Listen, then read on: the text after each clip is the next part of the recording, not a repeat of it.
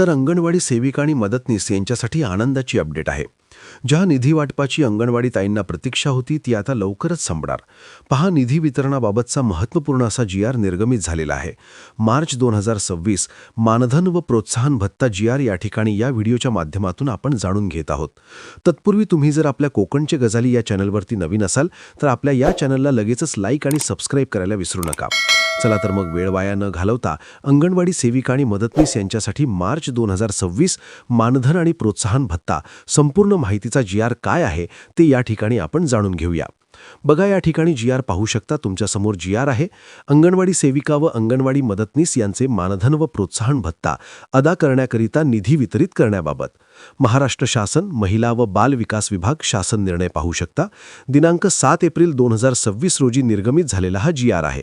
म्हणजे 2 दिवसापूर्वी निर्गमित झालेला हा शासन निर्णय आहे. बऱ्याच अंगणवाडी सेविकांचे मदतनीस यांचे मार्च महिन्याचे मानधन बराच काळ रखडलेले आहे. त्यामुळे मदतनीस आणि सेविका यांचं जे पेमेंट आहे ते पेमेंट थकलेलं आहे. तर तोच या ठिकाणी निधी, मानधन किंवा प्रोत्साहन भत्ता अदा करण्याकरिता महत्त्वपूर्ण असा निधी वितरण करण्याबाबतचा हा GR आहे. पाहू शकता. जास्तीत जास्त महाराष्ट्रातील अंगणवाडी कर्मचाऱ्यांपर्यंत हा व्हिडिओ पोहोचवा व असेच अंगणवाडी संदर्भात ताजे व नवनवीन अपडेट पाहण्याकरिता आपल्या चॅनलला सर्वप्रथम सबस्क्राईब करा. बघा, या GR मध्ये शासन निर्णय काय सांगतोय. अंगणवाडी ताईंसाठी महत्त्वपूर्ण अपडेट आहे. आयुक्त एकात्मिक बाल विकास सेवा योजना नवी मुंबई यांच्या अधीनस्थ एकात्मिक बाल विकास सेवा योजना ही केंद्र पुरस्कृत योजना राबवण्यात येते.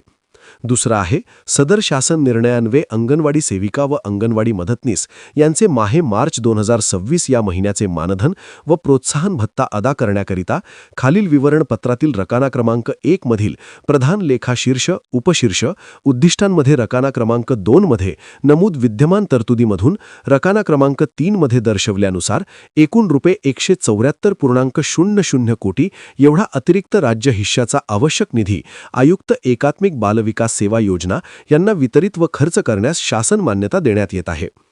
जी ही रकाना क्रमांकमधील जी रक्कम आहे ती संपूर्णपणे रुपये कोटीत आहे. लेखाशीर्ष, संगणक संकेतांक, उद्दिष्ट आणि विद्यमान तरतूद पाहू शकता आणि या आदेशान्वये वितरित करण्यात येत असलेला निधी देखील तुम्ही पाहू शकता. ही संपूर्ण रक्कम रुपये कोटीत आहे. 2236 पोषण आहार, 02 पोषक अन्न व पेयांचे वितरण, 101 विशेष पोषण आहार कार्यक्रम, 0805 अंगणवाडी सेवा अतिरिक्त राज्य हिस्सा, 2236 19402 मजुरी.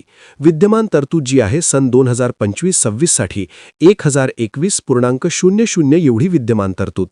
आदेशान्वये वितरित करण्यात येत असलेला जो निधी आहे तो आहे 174.00.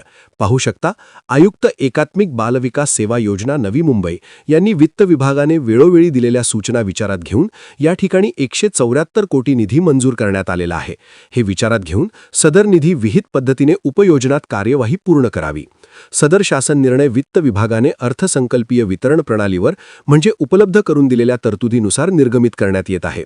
सदर शासन निर्णय महाराष्ट्र शासनाच्या www.maharashtra.gov.in या संकेतस्थळावरती उपलब्ध करण्यात आला असून त्याचा संकेतांक पाहू शकता. हा जो आदेश आहे तो डिजिटल स्वाक्षरीने साक्षांकित करून काढण्यात येत आहे.